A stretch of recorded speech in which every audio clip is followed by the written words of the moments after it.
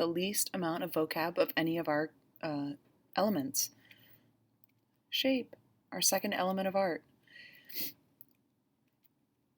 Shape is created when a line crosses over its own end or if it crosses itself, which is basically a complicated way of saying shapes are closed and they're flat.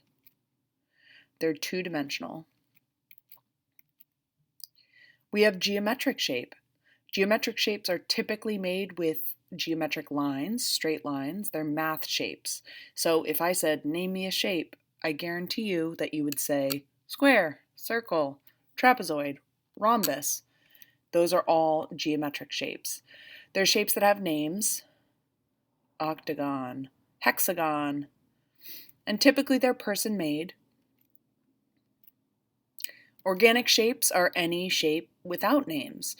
So they are flat, but they're freeform and they're naturally occurring. They're more difficult to recreate. And those rocks down on the bottom left, those are rounded, but they are not perfect circles, so they are organic. Real shape is a shape that actually happens, so a shape that's created from a real line. It has actual outlines, and it's created from an uninterrupted line.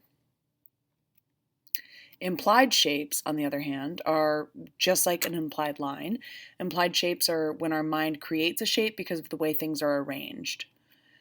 It is possible to have an implied shape due to motion. You know, I'm thinking of like a race car going around a track, but typically it's just from the arrangement of objects.